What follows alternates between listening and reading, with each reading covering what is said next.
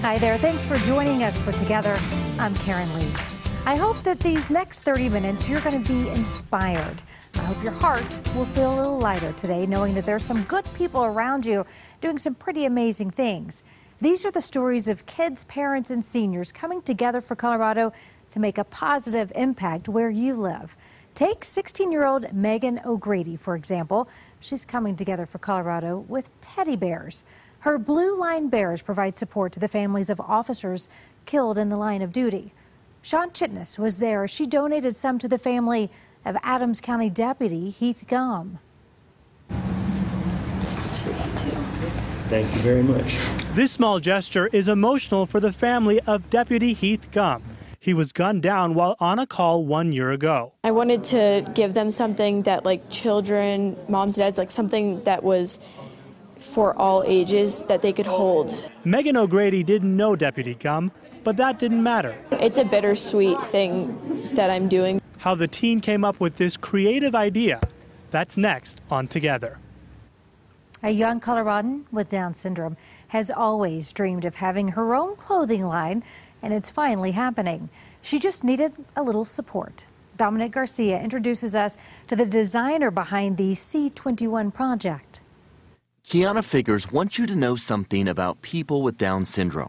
They are aspiring, they take care of themselves. And Kiana is proof of that. She's the brains behind the C21 project. T-shirts, water bottles, and baby onesies. What she hopes you'll learn after seeing her designs, that's coming up on Together.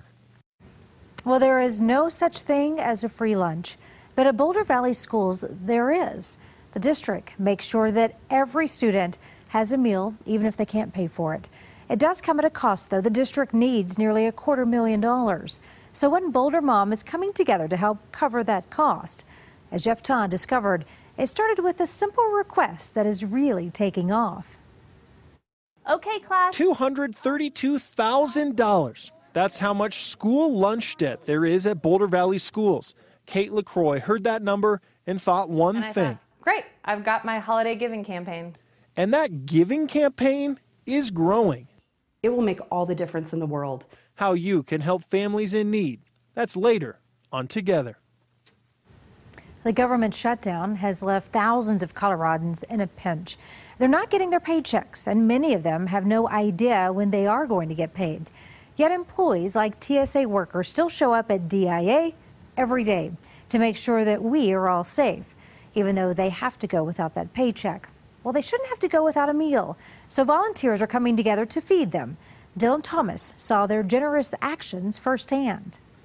While Washington politics have stopped pay for thousands of TSA employees, Americans are still taking to the sky, leaving Coloradans to check passengers without a check in their bank. A lot of them are young, a lot of them are just starting out and they don't have the money and they're living paycheck to paycheck. And while they're still showing up for work, many have to dip into savings just to feed themselves. For Westlove and Boots 66, that was their call to action. Doing nothing is not an option. Boots 66 set up a lunch line in the middle of the terminal, all for the TSA. We're probably going to feed at least 1,000. This is free.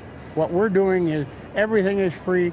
Have at it, eat, and you'll be okay. Hopefully, we'll get you through. Boots 66 originally formed to honor those killed in action, but over time they've evolved into a two-man team looking to help those stuck in situations out of their control. And America is famous for helping people all over the world.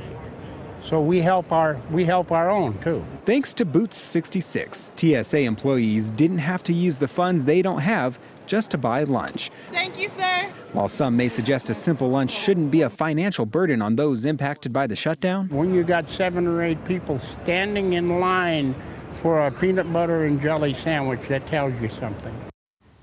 Sure does. Colorado lawmakers coming together to help furloughed workers, too. Just last week, people braved the snow to receive free food at Congressman Ed Perlmutter's office in Lakewood. Tressie Wide was one of those people. She works for the Department of the Interior and is affected by this shutdown. She has 2 young kids and is grateful for the help. I don't make a fortune, so I do not have much savings and live paycheck to paycheck. So not having a paycheck coming up is pretty significant because I still have to pay my bills and my childcare and my student loans. Sandwiches, fruit, and more will be available at Representative Perlmutter's office every weekday until the shutdown ends. Well, many times on the show, we tell you stories of people who are coming together for Colorado and may not even live here. That's the case with 16-year-old Megan O'Grady, who is from Florida. She created a nonprofit meant to comfort the families of fallen officers.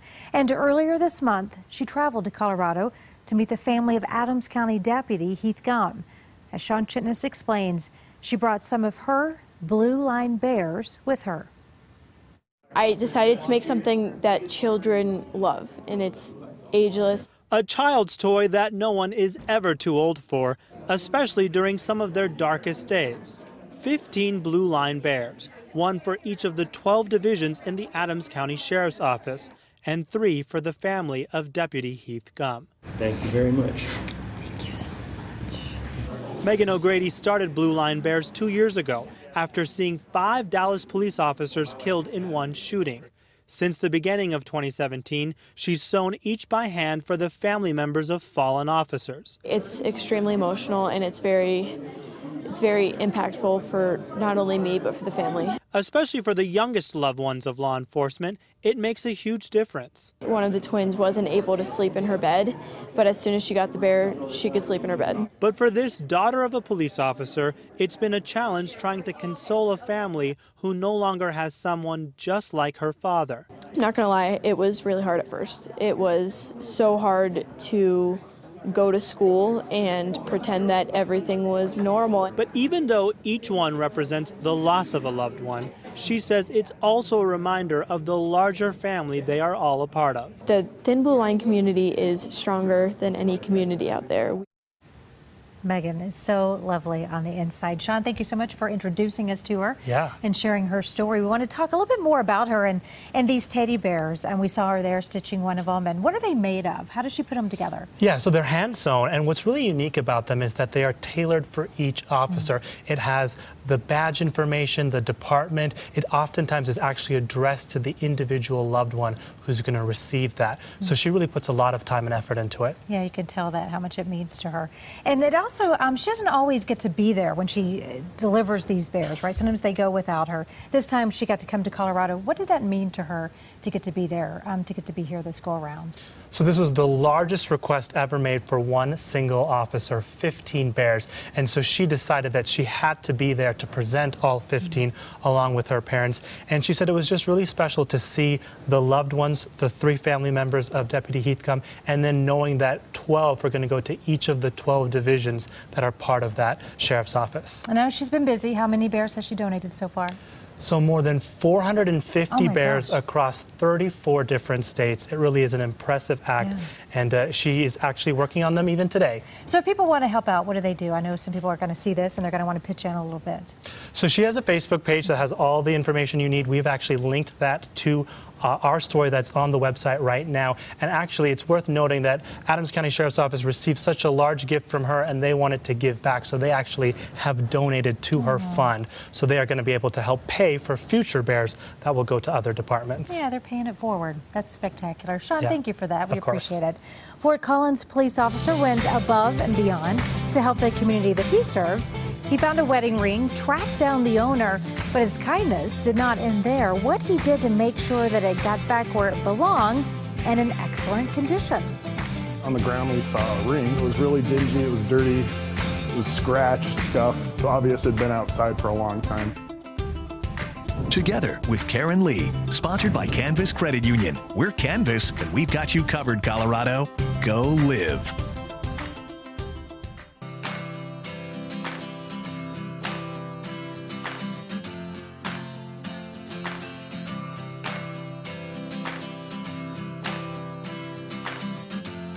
A Fort Collins man lost his wedding ring a year ago. Thought for sure it was gone forever. Then he got a call from the Fort Collins Police Department on Christmas Day. Officer Dane Stratton found his ring lying in the dirt. Inside was an inscription that said Nat Niel, so he worked tirelessly to track Nat Niel down. Did you lose a ring? And he's like, yeah, a year ago. Natty was all smiles when I showed up with that ring. Natty. Before he brought the ring to Nathaniel, Officer Stratton teamed up with Sather's Jewelers to clean it all up so it could be as good as new. It looks awesome there. Lauren Whitney joins us now with some of your wonderful pictures that you send in to us. And we want to remind you, keep them coming. You can just email us directly and send those photos in, and we'll be sure to use them here on the show. Yeah, and there's been so much great snow lately, and skiing season is in full swing, so make sure to send us your pictures of you guys enjoying the great outdoors. Let's take a look at some of our great outdoor pictures. This is from Liesel and Eric Anderson enjoying Rollins Pass. You can see a really beautiful day out there. Maybe a little bit cold from that picture, so keep sending us your selfies out there too. And this is the Corey Fowler family enjoying Aspen Ridge, obviously, a little bit before it started to snow out there, but a gorgeous scene, and always great to do a little family hike. And I love it when I see all the family together like that. Yes. You wonder what stories happened on the way up there, Exactly. right? You know, some of the little ones not happy about it at times. And then this is from Eddie at Rocky Mountain National Park, Camarena there, and just enjoying such a beautiful scene. You can see he's just taking it all in and enjoying that breathtaking scene. So even though we're showing you some summertime pictures, send us in your wintertime ones. We'll use them year round because we do get a fair amount. We like to show off all the seasons even when it's cold out when here. you're building those snowmans. I know you're going to have some snowman building this weekend too. Exactly. So make sure that you send them in to us. We appreciate it. Well, Lauren, as always, thanks for the pictures. Well, there's an art gallery in Wheat Ridge, unlike any other. Not only does it give artists a free space to display their work, it helps people going through tough times. How you can come together for Colorado and support their work.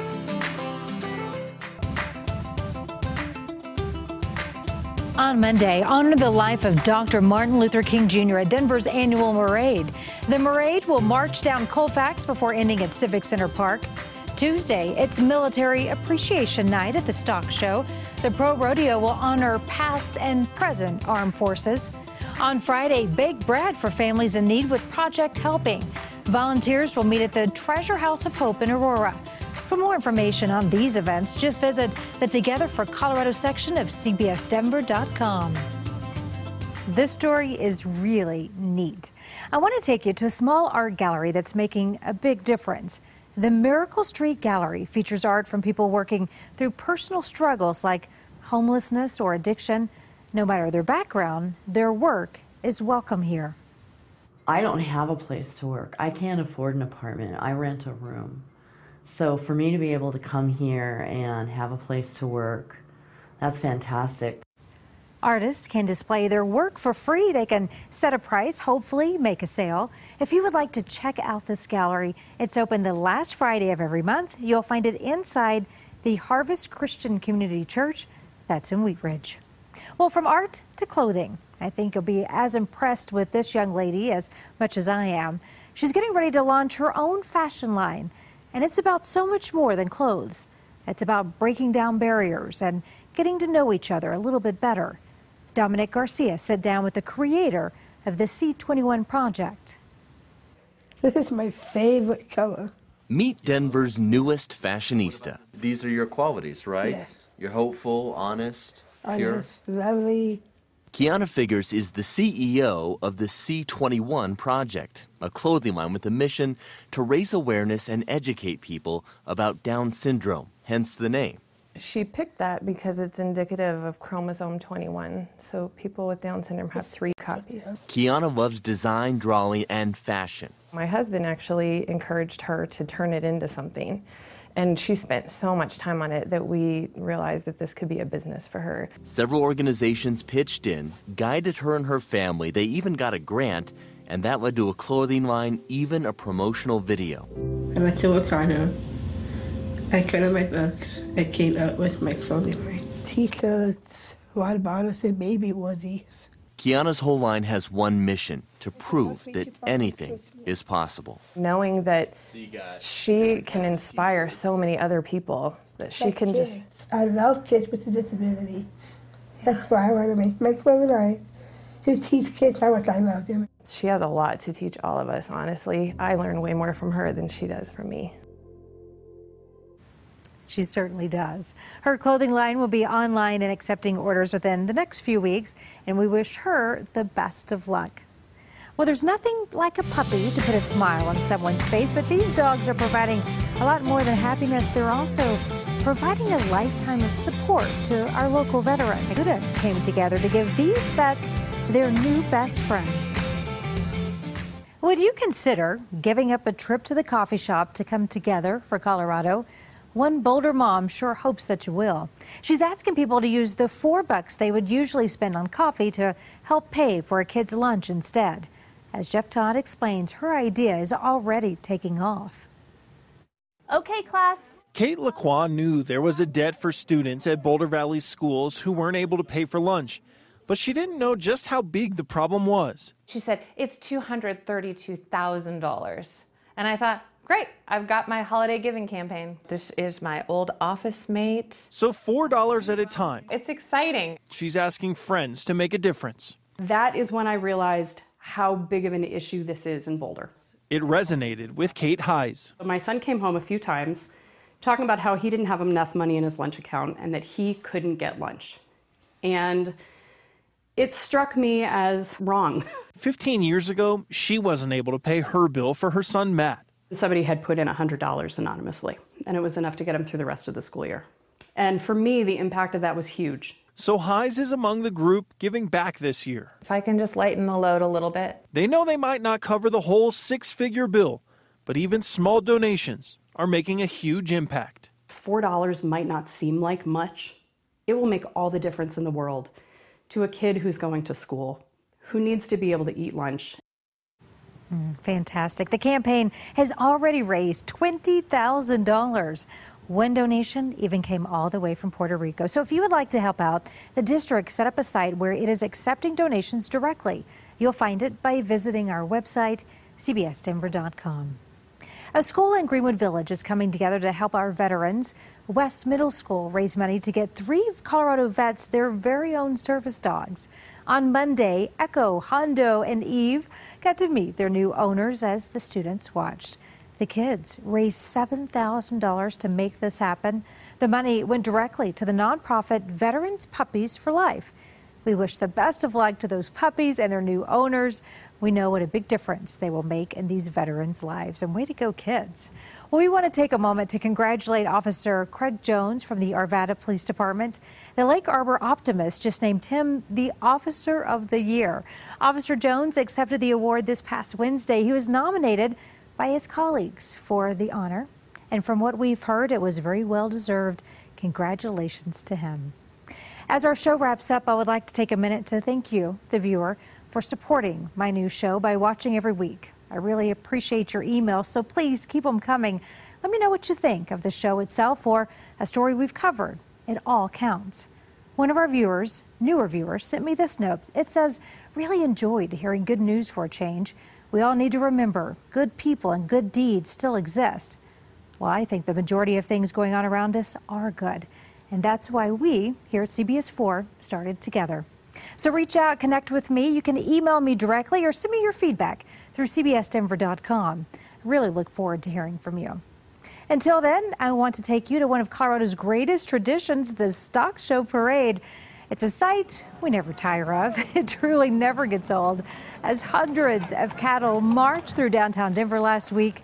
So enjoy the view as showcased by photojournalist Tom Myers. All the way through the Stock Show. That's when it started in 1943, and it goes Alpaca breeders. Welcome to the Stock Show, Alpaca breeders.